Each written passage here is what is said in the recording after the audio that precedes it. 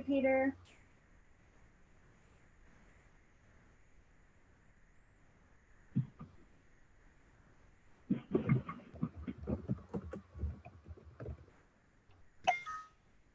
Hey, Anne-Marie. Hope you're muted. Let me unmute you. Got oh, I just muted you. Sorry. Okay, so I'm having issues trying to figure out how to manage the Zoom and manage the slideshow at the same time. Okay. I forget how I shared the screen. Forget it. I remember. Sorry. Yeah. So you need to pull up your version of the PowerPoint. Yep. And have it open on your desktop. Yep. And then you can switch over to it.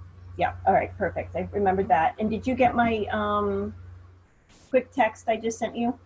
I will check right now. No, I didn't. It's we have a new email address for the CCEUs. Oh, great. So I put it in this slide. It's going to be cceu@adhdcoaches.org. Oh, that's wonderful. Yep. Great. So it's in the slide. Okay. All right. So then, yes. Okay, I'm good. Okay. All right. Fantastic.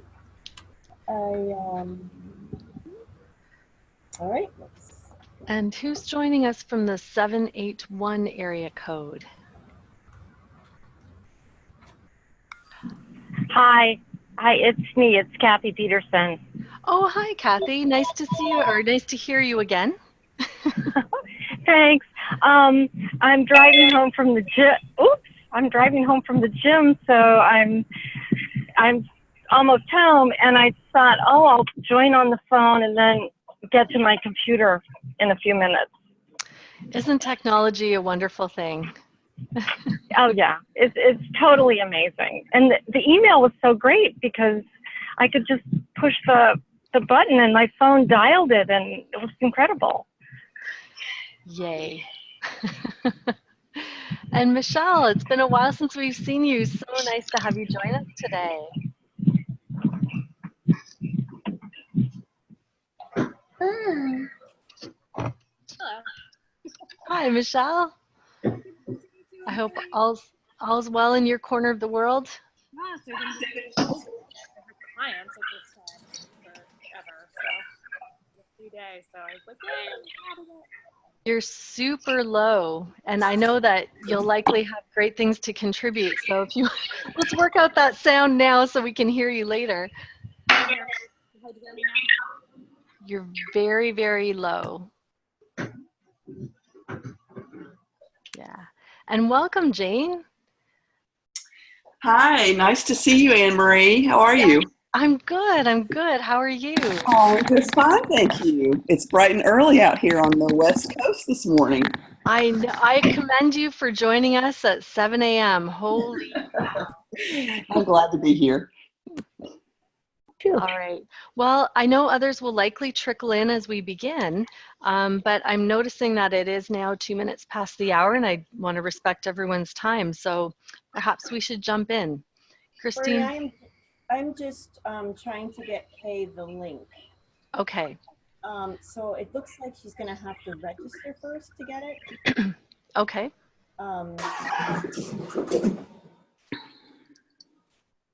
So actually, while you're getting the tech end of things set up with Kay, I think I'll just start the intro because that takes a few minutes anyway. So, okay. So welcome everybody.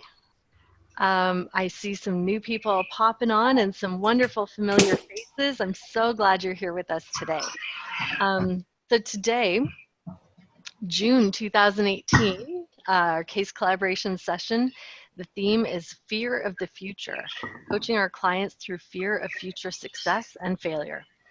My name is Anne-Marie Nada, and I welcome you on behalf of ACO's Programs Committee. So some quick announcements today as we get started. Just in general, case collaboration is a free opportunity for members of ACO. The goal is to provide connection and opportunity for collaboration on ADHD coaching approaches. If you're a guest today, thank you for attending, and we encourage you to become a member of the ACO if you haven't already. Upcoming case collaboration topics include, in July, we'll be talking about transitions, switching gears and supporting our clients with transitions. In August, we'll be taking the month off, giving everyone a chance for recharge and renewal. And we'll resume with monthly calls in September with the topic, coaching clients to identify and overcome obstacles. Case collaboration is the third Wednesday of every month at 10 a.m. Eastern, so mark your calendars to join us. So this is how case collaboration works. Today's opening word is center. So you might want to write that down for yourself. The opening word is center. To receive a core competency CCE for your participation today, please email the opening and closing word to, and drum roll please. Oh, yes, whoever's on the phone, if you can mute yourself, that would be great. Just to have a clear recording here.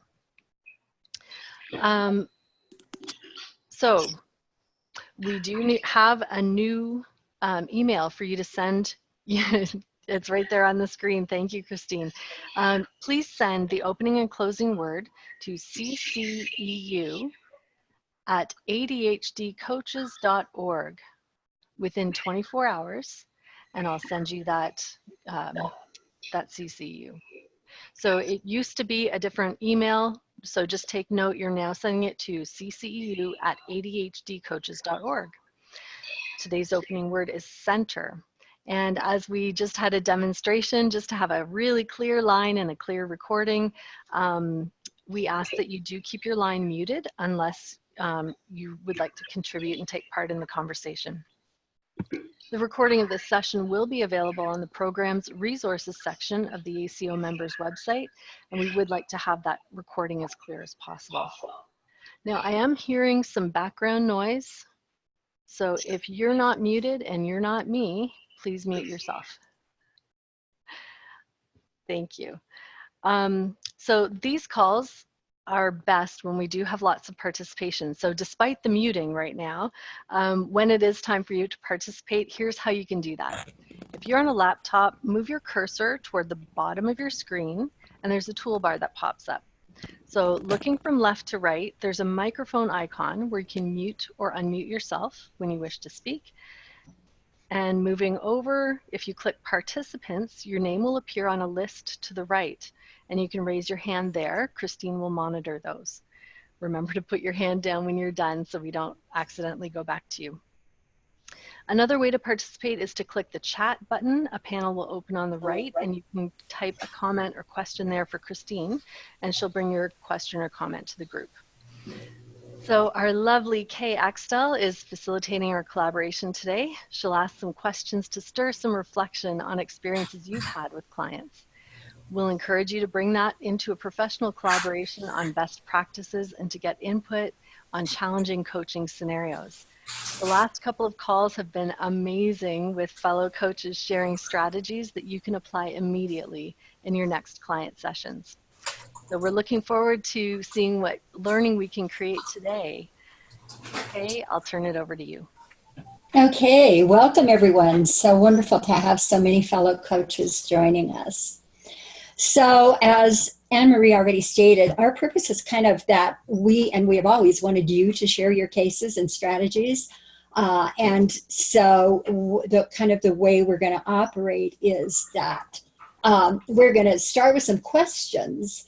Our topic is fear of success, and let's see, what is it? Fear of the future, coaching our clients through the future success. And we believe that there are two kinds of fear. There's fear of failure and fear of success. So clients generally come in and they say, I want strategies and I want coaching and I want accountability and all those good things. And they have goals. This is what I want to do, by this certain amount of time. And they're all gung-ho and they're all excited and they leave and then they come back and it's like, well, did you do your plan? And many, many times the answer to that is no. And so I have found that to be really one of the biggest important purposes in coaching, is to try to get under that. These people, we know that they want to do what they say they want to do. So what is it that's getting in the way? And oftentimes we believe that it's fear of failure or fear of success. So Christine, I believe the next slide opens some questions for us. And we want you to think about, what are your clients' challenges with fear? So I'm sorry, Christine, I kind of jumped the gun on that. So for starters, we'd love to hear from some people about what some of their clients' challenges are with fear.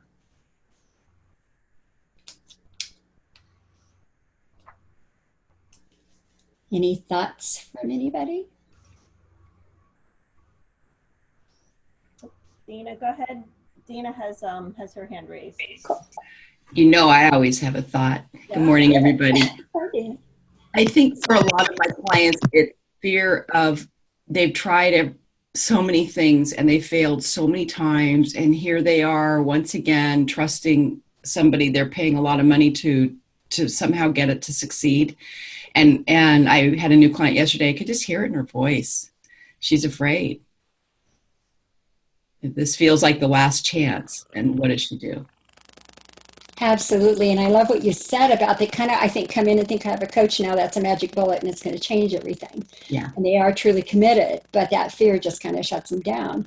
And we know that fear, some of those emotions can really impact our other executive functions.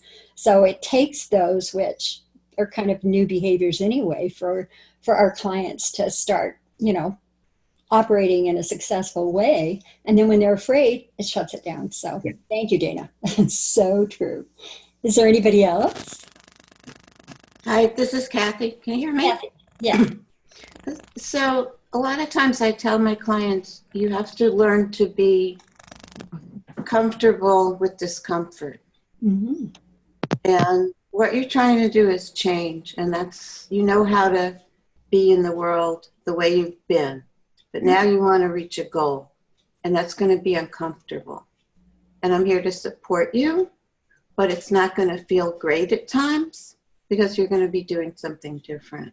So sometimes I'll have them pick up a pen with their right hand and sign their name, and I'll tell them, okay, now do it with your left hand. And they can see, well, that I'm not used to that. And I said, that's like what change is like sometimes. It's very uncomfortable. You're learning new things. And you're practicing new things, but I'll support you and we could have some fun while you're doing it. But I found that when I work with clients who have a lot of anxiety, they really get stuck right away and they want to change everything. But I say, let's start with the smallest thing that we could work on. Let's go like teeny tiny change. What could you think of? And try to work there so they have some success before they get stuck and overwhelmed. Wow, thank you, Kathy. I love that because you've identified right there fear of the discomfort of doing something differently. And so sometimes that's like, well, this doesn't feel good and I'm afraid of it. So that was excellent. Do we have any other responses? We're loving the responses. Della has a response for you, Kay. Okay. Hi, Kay. Hi. So in some cases, at least with my clients, I feel that it's often a fear of changing their identity. As an example, I had a client who was chronically late, and that was just part of her identity. She was the girl that was always late. And so for her, the fear coupled with the anxiety was, well, who am I going to be if I'm no longer the girl that is always late? So I think it's a lot is finding a new identity. Wow, we are revealing so much. And then finding that identity might be a little bit uncomfortable. It might feel different. So all these things are wonderful things to tell our clients. And I love the idea of jumping in there right away and kind of identifying it maybe even before they feel it so that they've got some awareness of that. Anybody else? I'm not watching the chat box. Janie has her hand raised. Okay. Hi there, it's Janine. I would say fear of shame, like the shame of admitting that I don't know how to do this thing that everybody else seems to know how to do. You know, one of these really easy things that everybody else seemed to get it and I didn't. And now it's that fear of actually having to admit that I don't know how to do that. Wow, I think that's really profound. Thank you, Janine. And I think that also the fear that has been pointed out to them for their entire lives. You know, right, it's easy. Exactly. Why don't you do it? Why don't you do it the way I do it? What's wrong with you, kind of thing. So, yeah. Excellent. Anybody else? Lisa. It's interesting because I'm thinking of a couple of clients that share this fear with me. So sometimes the fear of now being out there and, you know, if we succeed, then more might be expected of us, or we'll get known, you know, the word's going to get around, and then then what? Now I'm going to have to match that or top that or keep the performance going, or maybe even worse, what if the next time it doesn't work out? So it's the fear of success and failure, just through the growth. Right. Excellent, Lisa. You guys are giving the best responses. And I think that is so true too. And then some of that, if I am successful and fail one time, because we know it takes a while and there are relapses. So if I'm successful and then one time I didn't do it, I'm a failure. So I think you pointed that out very nicely. Anybody else? This is great. Thanks. You know, I'm coaching an older woman. She's in her, you know, her mid 60s, and Christine, can you just turn up your volume or get a little closer to your mic, please? All right, let me see if I can try. All right, does that work, Anne-Marie? No, can you lean a little closer maybe? Okay, can you hear me now? Can you hear me better now? Okay, so I think, you know, one of the things going back to identity is, you know, she kind of grew up with these societal norms that the wife is to kind of follow kind of the husband's lead and, you know, do certain housekeeping stuff and all that. So it's kind of a fear of breaking out of kind of what she thinks society, which, you know, society expects of her.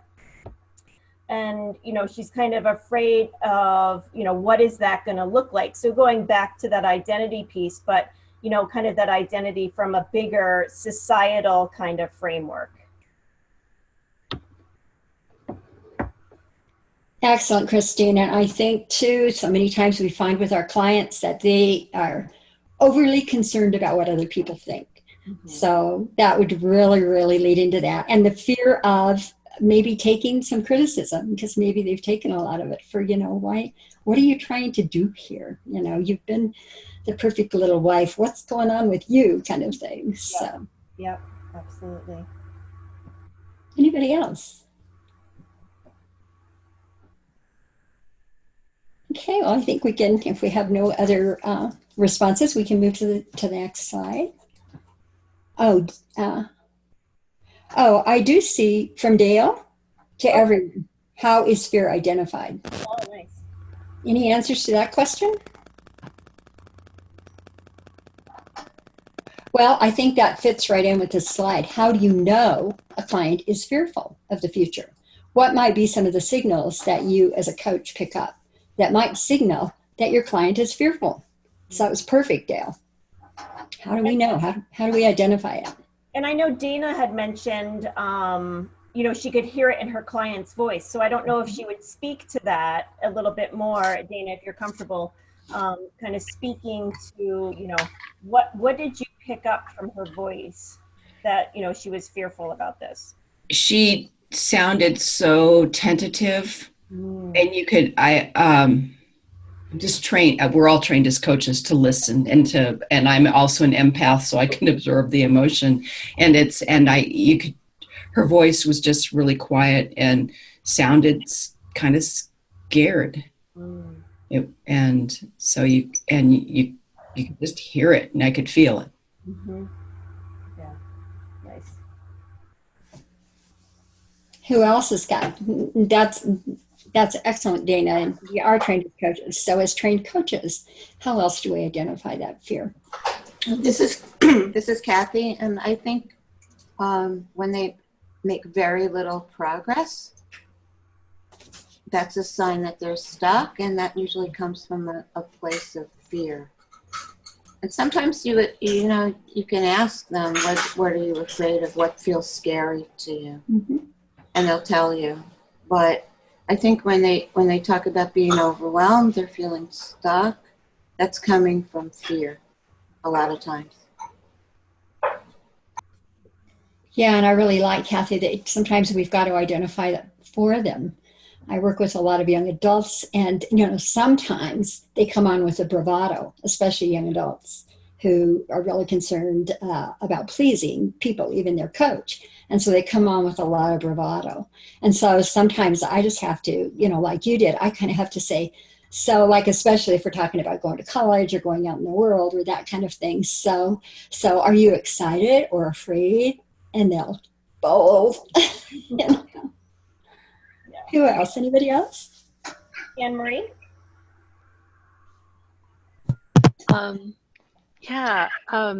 When Dana was talking about the sound of her client's voice and being able to see and hear, I'm even picturing like a person almost turtling in on themselves. So there's that shrinking back. And I've observed that sometimes with someone who's really in overwhelm and fear mode, when you gently try and peel back some layers, their answers to questions are often kind of evasive. Like it's almost like a shrinking away too. Like, I can't really look at this. It's just too much.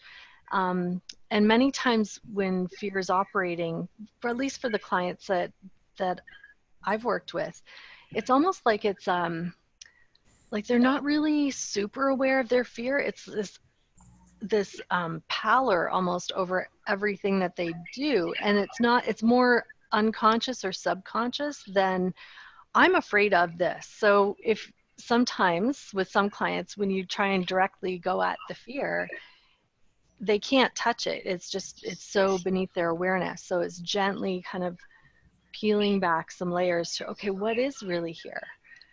It's not always identifiable by the client. Mm-hmm. Absolutely. And I think that's why oftentimes they do sabotage themselves by not following through with what they really want to do, because they're not even aware that fear is standing in the way. Or even, as you said, the layer of fear. Sometimes it's not as easy as the kid just saying, scared or excited or afraid. Sometimes it's like something that we really have to use that inquiry, those coaching questions to gradually peel off and get to the bottom. Do we have anyone else, Christine? Yep, Adela has her hand raised. Adela.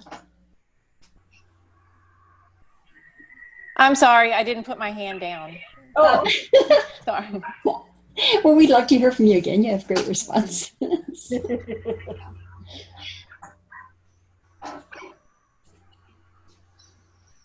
I just want to add one thing, is that sometimes when clients are afraid, they start blaming.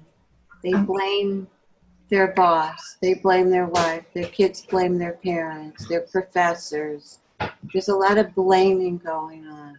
Mm-hmm. And sometimes you have to separate that.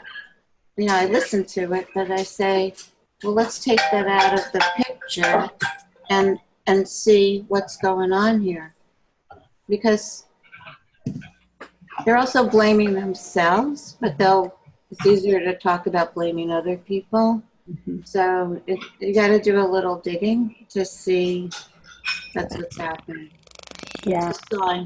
That blame thing. One more time, that inquiry, and that's, what we're all about, is digging, using kind of our intuition and our coaching inquiry process to try to get to things the clients aren't actually aware of themselves. And I think also in that it's easier to blame other people, because that's not up to you to do anything about. So sometimes I work on clients, boy, yeah, that's such a bummer and everything, especially, you know, your parents or your spouse or whatever. What can you do to make this better for you? Kind of thing. Anybody else? These are so good. Thank you all so much for responding. I think this is just benefiting all of us. I know every time I leave one of these, usually I've got a client that it really fits for, and I'm like, oh yeah, I'll just use this. Absolutely. And Peter has something to contribute. Peter. Yes. So I find that avoidance, is that my, what is that? Can you guys hear that? Mm-hmm. I can. Can you hear me? Try it again, Peter. Okay, so avoidance in general is a sure sign that someone has fear, but they're not really willing to admit it. So they're avoiding doing what they say they're going to do, or what we ask them to do. And if they don't really have a reason for it, then it's usually a sign that they have fear, I would say. I'm hearing some crazy sounds. Is that, I don't think that's me, is it? It might be. I think we're getting a little feedback from your line, but that's okay. I'm finished. Thanks, Peter. I think that is just so true. Again, some of these are easier to deal with than others. And when somebody is really avoiding something, you know, that's a pretty strong obstacle there, and it's tough. And anybody have any really good ideas about avoidance?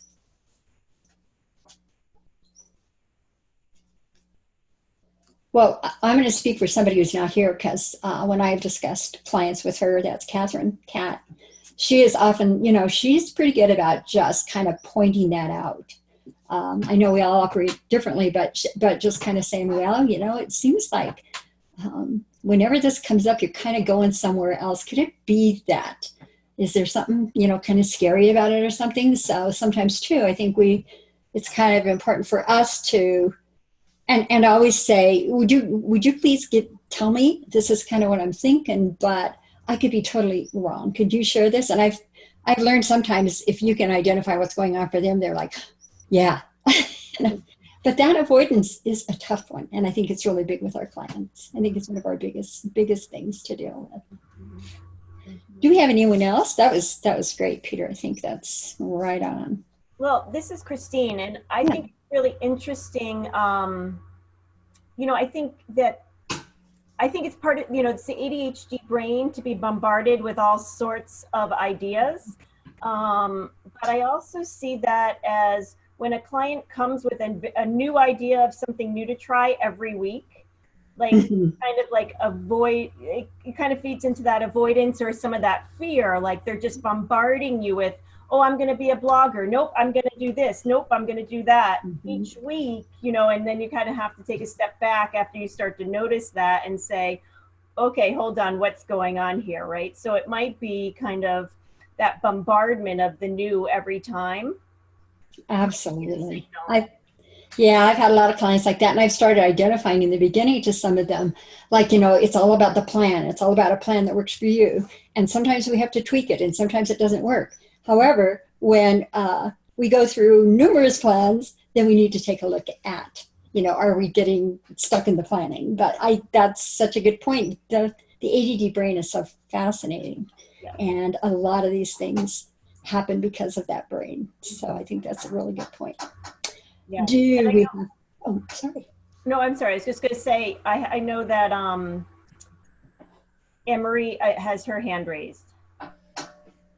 Oh, this is just nothing new for any of us, but I find coupled with that, starting with pointing out the avoidance, just saying sometimes the avoidance is like, I don't know where to start. So it's just too big. And so just, you know, what's the next small step you can take in that direction, and just small steps. Absolutely. I think we can really diminish the fear by breaking it down. And somebody said that earlier on today, is instead of taking on everything or having this, huge, overwhelming goal. Let's find a little piece and then let's be successful with that. So yeah, we've always got to remember that. Thank you, Anne-Marie. Yeah. Lisa, I see your hand raised.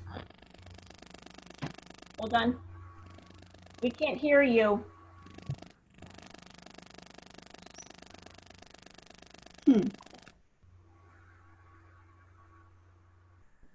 We're still not hearing you, Lisa.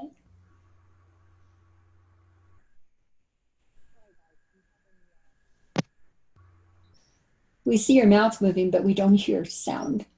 Can you hear us? I hear you great. Oh, there you are. And we hear you now. Okay. Okay. So when somebody, I'm thinking of Prochaska's, trans-theoretical model and the stages of change. If somebody's spending an inordinate amount of time hanging out in contemplation and looking for perfect, scenarios, and then even if they move into preparation and there's just like an inordinate amount of preparation, but no seemingly moving into action, I'm sometimes interested to know what's holding them back, or if there's a fear. I'm also very interested to hear what questions, and like if there's nice open generating questions to open to that fear rather than planting the idea that they're afraid. Go by my gut. I may say I'm wondering, gee, I'm seeing you have a lot of great suggestions, and maybe we haven't hit on it yet, but maybe future oriented, where might this lead, and then what. So I just see a lot of that going on. Perfectionism. So yeah, and you're sequencing that too. I like that. Could you put that resource in the chat box? Some resource about change. The stages of change. Absolutely. Yeah. Thank you. And Ruth has her hand raised. Yeah, I just wanted to chime in a couple times, but and that is that I think the whole concept, and we've sort of been saying it without using the word, of normalizing this. So when you, I appreciate Lisa's concern about not necessarily suggesting it, but at the same time, it does seem that presenting it as, some of the clients I work with really deal with a lot of fear around this kind of thing. And this seems to be a very common reaction. So to normalize it, make it okay, seems to often help a client be able to speak frankly about what's really happening, which seems to be the very first step in the whole process. Along with, I love, Lisa, you're thinking about bringing in Petrosky's, that whole stage of change theory to help, once again, the client realize this is completely normal. This is the way all of us deal with change. And that would hopefully open them up to being more frank about what's really going on. That's a great idea too. And I know you work with a lot of young people too, and I think that's really big with them too. It's to not really feel common. like Yeah. they're so different. Absolutely. So good. Do we have any? I didn't know Lisa had her hand raised again, or did you want to contribute? Nope. Okay. Peter has his hand raised. Okay.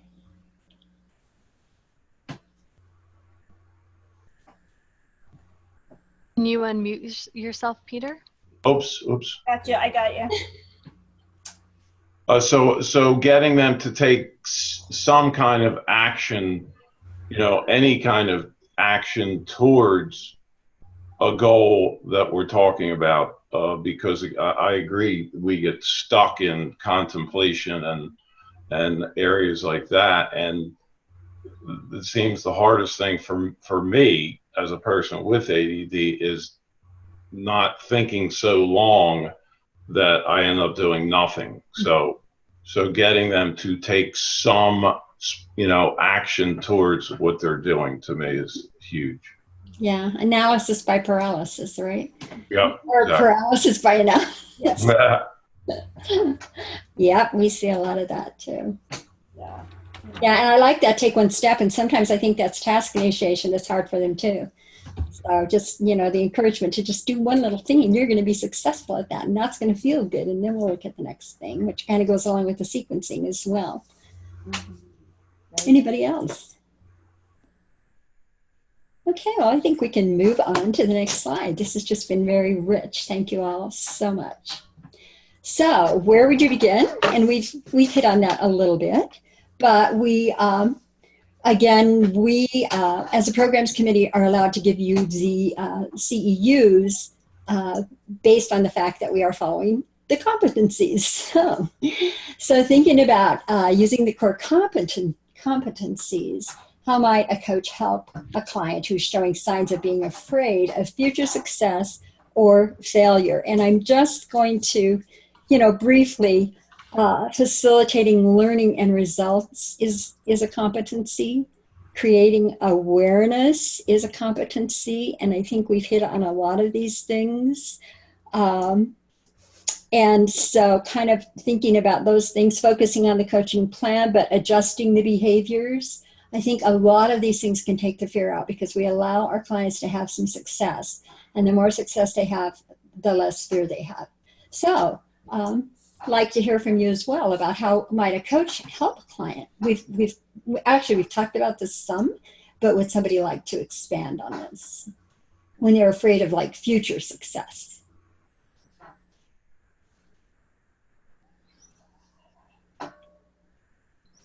I know some of this has been stated. Yeah. Go ahead, Anne-Marie.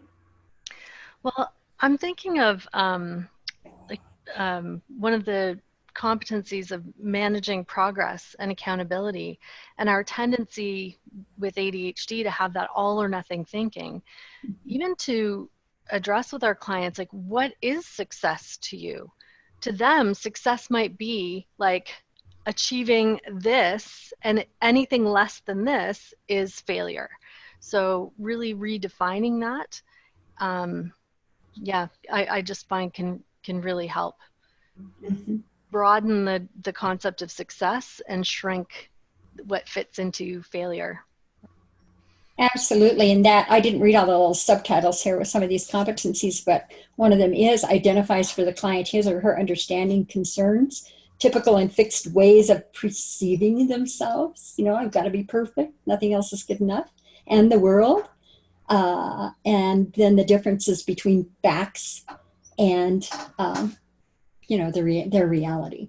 So I think that's the perfectionism. And we did that in one of our presentations is like huge. Anybody else about the future success? Adela has her hand raised. Yeah, Adela. So one thing that I've done that works is getting the client to help them imagine their future success. So to describe the reality of what their success would look like. So this is building on Anne-Marie's, but getting them really to give the details of that. So what are you wearing on graduation day? Who is in the audience? Who do you see? What are you going to do after? How are you going to celebrate? Really getting into those details so that they live in their mind and imagine and feel the success. And then asking them, how does that feel? What would be possible if you could make this happen? Or what would be possible when you make it happen? And then building from there so that in their mind, it's already a reality. Well, I love that. So what you're doing is you're replacing that fear of failure with an awareness of success. And our clients have good imaginations. I love that. They do. They do. Yeah. They really do. I love going with their gifts to help them. I love that. Now, I finally opened the participant box. Do we have Janine? Do you have your hand up? Yeah. So this may be slightly different, but I'm thinking about a particular individual who is, 55-year-old man who I've been coaching with for a year, who is looking for a career change. And so often the fear that gets in the way is this fear of like a time, like there's a time limit. I got to make this happen. I'm going to run out of money. I've got to, and the fear of all of these kind of external things that get in the way of him being able to move forward or find this different career path or sort of figure out what's next. And so like numerous occasions have to kind of move that out of the way recognize how that's, you know, impacting him negatively, and get him to stop and break it back down. So he's now at a point where he catches himself almost, and he'll say, hold on, I'm doing this differently. I'm taking one baby step at a time. This is about baby steps, right? And being able to see that there's these tiny steps he can take toward success. But that's where I see a really strong example of one of my clients being stuck in fear. Wow, thanks for sharing a real example. If you've noticed, we've changed our format. We're more trying to draw examples from you guys, and we have some, but we love to hear these real life examples. And it sounds like, Janine, you've done a really good job of taking what you saw and getting him to see it and getting him to catch himself. So he's changing. Over time, yeah. Yeah, it takes time. Great, wonderful. I think also we have, I thought I saw Dina. Michelle? Michelle, yeah. Hi. Hi. So I'm coming at this from partly, I love what everybody has said. It's been amazing and great information, and also supportive of what I'm already doing, which is great. Can you all hear me? Can you hear me now? Yes. Oh, great.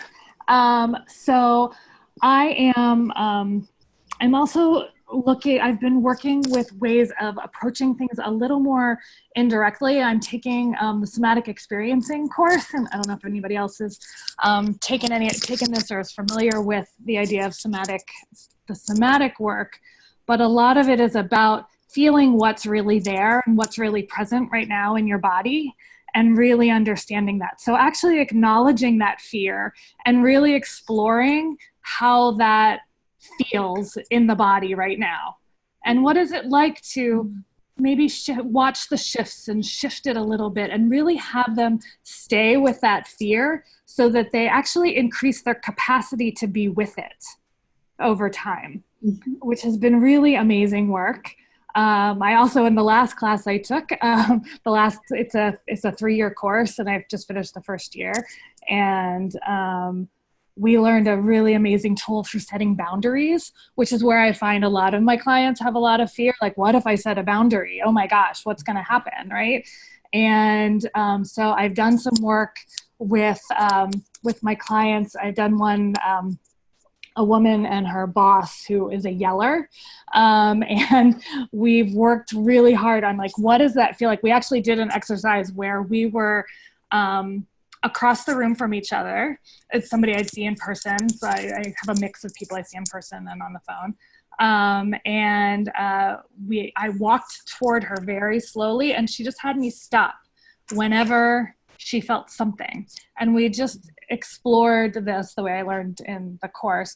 And she started to really feel what it was like to set a boundary and what that could be like. And I've done it on the phone with a phone client who couldn't even see me. I actually set it up with him. He was having sort of a weird relationship issue, and I had him imagine her coming toward him and setting that boundary. And both of them were so afraid to set these boundaries of what that would mean for them, and were they worthy, was something wrong with them? And they were both really able to really viscerally feel this boundary and see that they could start to set, if not like the biggest boundary, they could start to set in small ways, set boundaries with these people. Wow, those are unique. Those are new. I hadn't heard of those. They sound wonderful. And I love the first part of it is to get them over being afraid of fear, right? Mm-hmm. Or to have them be able to have the capacity to have the capacity to be with the fear. Yeah. It's not even getting over. It's like it's capacity to be with it more and more and more, so that they can move, so that they know they can handle it and then move on to the success. Do you think that helps a lot with that avoidance stuff that we talked about earlier? Mm-hmm. Yes. Yeah, I absolutely. can see that really would. And then I just loved your, any kind of physical thing that we can get our people into to really help them see it. Just like Adela was talking about, getting them to visualize, but getting them to sense and feel or act into the situation. Those are great. Mm-hmm. Thank you. Michelle, if you'll put that course that you're taking, somebody's asking about it in the chat. Oh, sure. If you could just type it into the chat so people could see, that would be wonderful. Thank you. Absolutely. Thank you. And then Adela, you have your hand raised.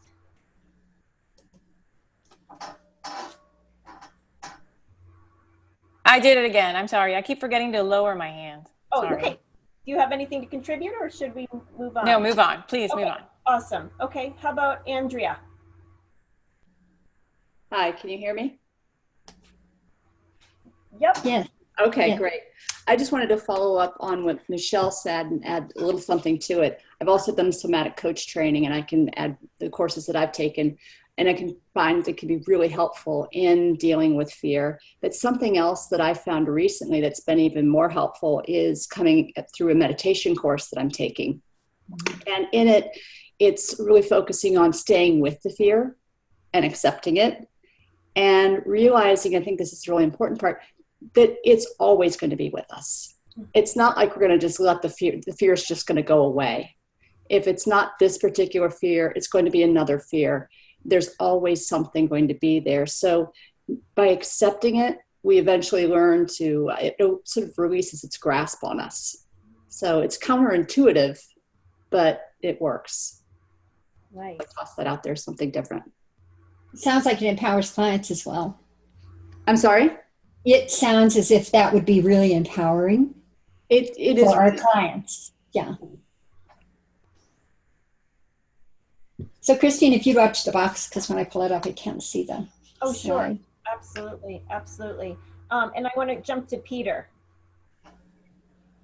Yes, I love what Andrea just said. So I was just thinking this morning, I meditated earlier, and the idea that acceptance of, in the moment of your anxiety, and sort of the Buddhist idea of not wishing it to be different than it is at that moment, allows us to get from sort of the emotional to the logical more easily. So in other words, if we really accept, yep, right now I'm having anxiety, then it makes it easier to then say, okay, let me try to engage my prefrontal more logically versus letting the emotions sort of overwhelm me, if that makes sense.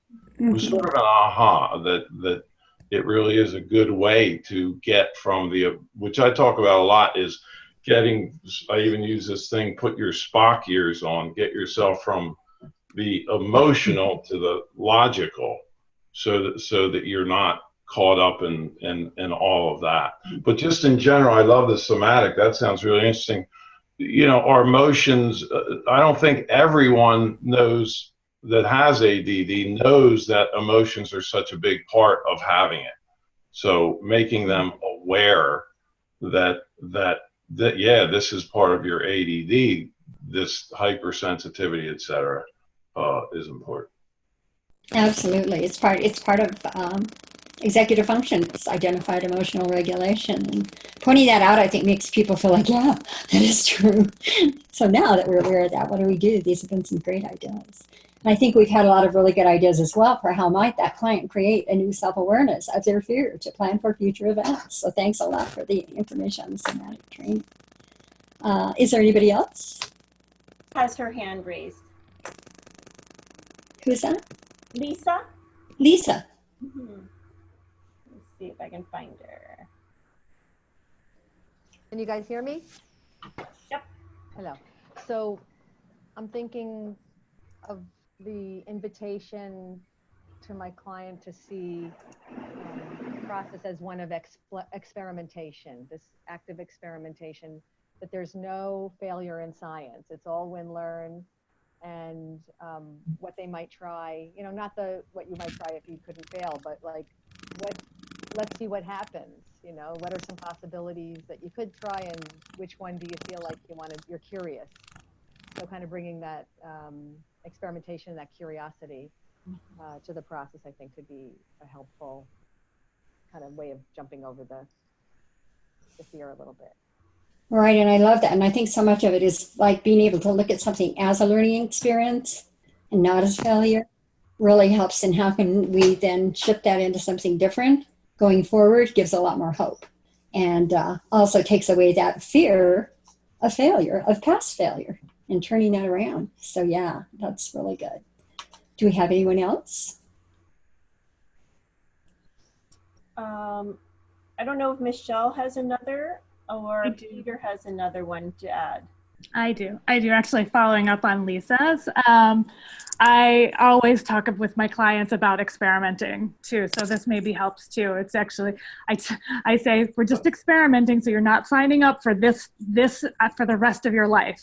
And if it works, yay. And if it doesn't, let's go either tweak it or go back to the drawing board. Like, you are not signing up for the rest of your life for this. And we're just going to try this for a week and see how it goes.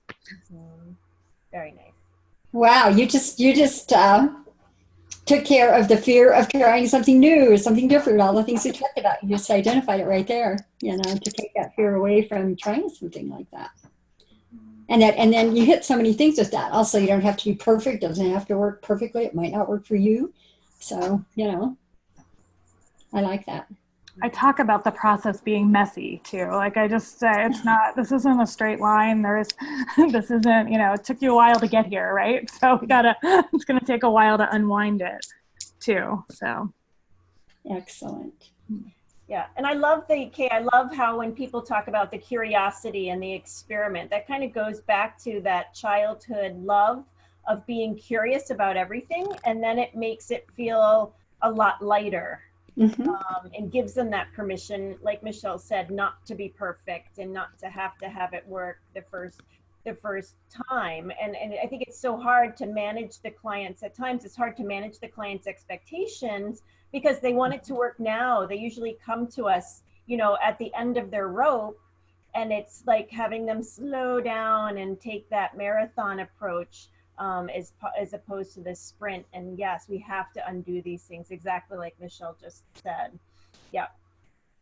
And I think that, Lisa said, I love Michelle's take on experimentation. And then Ruth said, is the somatic course one that you can get ICF CCEUs for? So I wonder if, Michelle, no?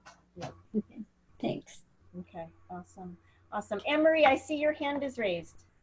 Yeah, just to add on to what Michelle said about experimentation, I had a client who tended to be a little more rigid about things. And so he was like, what he created for himself was, okay, I have this trial period, and here are the variables that I will alter. And only when I find the right mixture of variables, then I will commit to it being a rule for me. But it was too much for him to kind of go, okay, I'm going to try this on. Like, it had to be really explicit, and it worked out so well for him.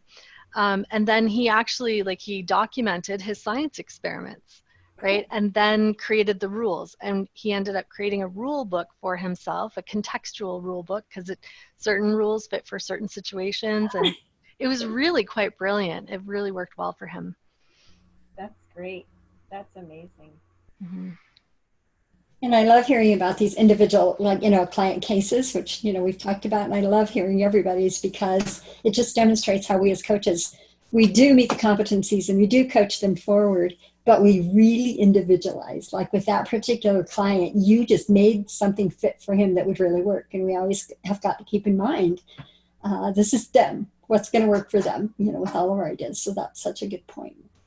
And I love the fact that he also kind of made his own rule book, because Barbara Luther is very much into that creating your own operations manual, so that, when that working memory isn't working, I can go back and I can say, oh, yep, here's that fear that's kind of creeping in. I go flip through my operations manual, and then they can kind of keep track of it to kind of take up some of that working memory issue.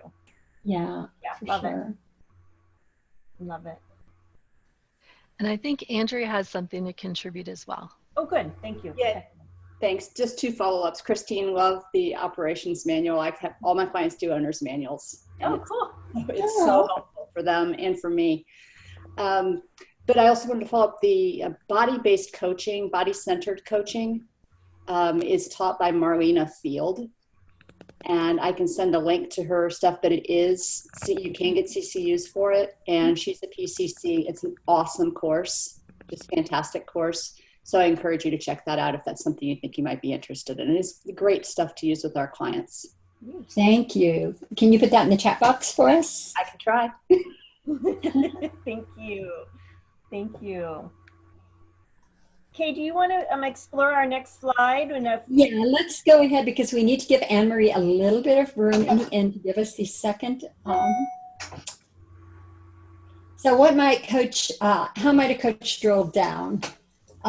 Again, so this is more, the cases are coming up as we're specifically hitting it different ways. So now a good question is, how might the coach drill down to uncover the center of this fear? And how would you drill into this fear of uncertainty or the unknown? And yeah, I've thought of that a little as we're talking.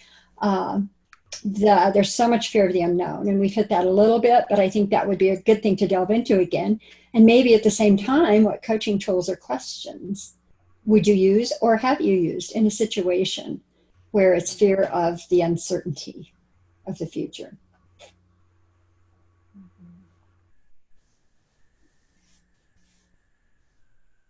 Anne-Marie. This is kind of piggybacking on something that Lisa already said, just exploring with the client, like let's take the mystery out of it. Let's kind of explore, well, what would happen if? And what would be the worst thing that would happen? What could be the best thing that would happen? What would be somewhere in the middle? Or, and then what? I love that question. And then what? And what would be the worst thing about that? And what would be the worst thing about that?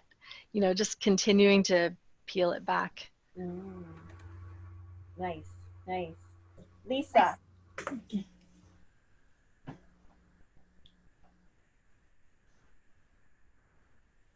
Lisa, do we have Lisa again? Yeah, sorry, I have to keep unplugging and plugging Oh, sure. my speakers. Yeah, so just exactly what was said there, and a little bit of understanding, you know, a little bit of the cognitive model, which is that our thoughts are often a driver for our emotions or our fears. I'd be very interested in, gee, what are you telling? I wonder what you're telling yourself. Like, what's the internal conversation? And that can sometimes be very telling, and like wondering, like, where did that come from? And not as therapy, but just really more as an awareness practice. Like, oh yeah, no wonder I'm feeling fearful or stuck. I'm telling myself this is going to be terrible. They're not going to like it. I'm going to fail. Like, okay, so maybe, you know, maybe that could be a helpful thing. And I also do love that envisioning the future self. Like, if this were to go beautifully, you know, what have you done before? Like, what are some change or success experiences that you could maybe use that are close to this new uncertain thing? Because that's often the fear. It's uncertainty. That's anxiety is uncertainty, and there's just so much that they can't control. Yeah, I love what you said, and I think that is, you know, just getting the clients to identify that negative voice that's in their head all the time, because, you know, I think we all talk to ourselves all the time, and so to piggyback on that, to say something, what can you say instead? You know, 3 simple words. Just use those words every time this comes up, every time that negative thought comes up. And it's kind of cognitive behavioral therapy, but it's also just, it's very functional coach stuff. Talk to yourself. Figure out what you're going to say to yourself and say it over and over again. So do we have any other? I know we have three minutes. We have 3 minutes, and I know there's some people that have to leave right at the top of the hour. Yeah. Adela, do you have something? I hate to cut you. I hate to cut you short, but do you have something? No, actually, I was just going to piggyback on the same thing, and instead of just what can you say instead, but what would you tell your best friend? You wouldn't talk to your best friend that way. Yeah. But what would, if this were your best friend in the same situation, what would you tell her? What would you tell him? Absolutely. So it's just taking it one step further. Yeah. I had a client whose husband would say to her, "Don't say that about my wife." I thought that was so cool. Yeah, absolutely. So we have such rich conversation, Kay, but I'm going to skip through Yes. this and I'm going to let Anne-Marie close us out. And Absolutely. Absolutely, the input can come to programs, but Anne-Marie, if you'll just state the new Gmail for the CCEUs, that would be amazing. Yeah, so if you can send today's opening word and the closing word is moment, and send those both to cceu@adhdcoaches.org in the next 24 hours, and I'll send you a core competency CCEU. So our next meeting is July 18th on transitions, and we're skipping August, and we'll join you back in September helping clients identify and overcome obstacles. So if there are other topics that you feel you would like to see us address, please send an email to programs@adhdcoaches.org. We'd love your input. We'd love your feedback on how this is going for you. If there's anything else that we can offer you as a programs committee, we're always looking for new ideas. So thank you for joining us today, and please send your CCEU words, opening and closing words, to cceu@adhdcoaches.org. That's a new place to send your words. Thank you. And keep coming, everybody. We love your thoughts. Yep, we love having everyone. Thank you so much for making this so successful. We'll see everybody in July. Bye. Bye now. Bye-bye. Bye-bye.